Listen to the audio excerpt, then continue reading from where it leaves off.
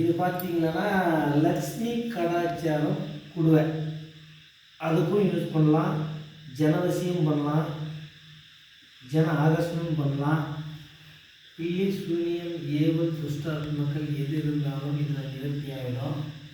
அதே மாதிரி பார்த்திங்கன்னா இதில் பார்த்திங்கன்னா ஒரு குருவி வந்து பார்த்திங்கன்னா ஒரு குருவி 28 ஐட்டம் உள்ளே போடணும். ஒரு குருவிக்கு என்னென்ன நான் சொல்கிறேன்.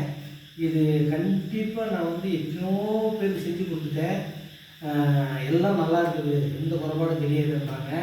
ஆனால் நானும் க்ளியர் பண்ணி தான் பார்த்துட்டு தான் இது நான் வந்து இது டிஃப்ரெண்ட்டாக நான் பண்ணி கொடுக்க போகிறேன். இது பார்த்திங்கன்னா லக்ஷ்மி கடாச்சாரம், பில்லி சூன்யம் ஏவல் துஷ்ட ஆத்மாக்கள் எல்லாமே நிவர்த்தி ஆகிடும்.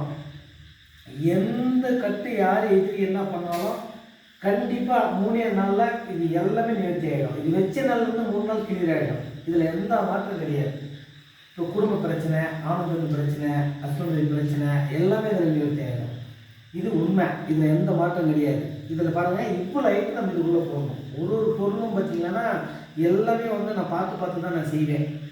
இந்த பணம் ஆசைப்பட்டு ஜனங்க வரணும், எனக்கு இன்னும் வந்து பணம் வரணும், அதெல்லாம் நான் எனக்கு தெரியவே கிடையாது.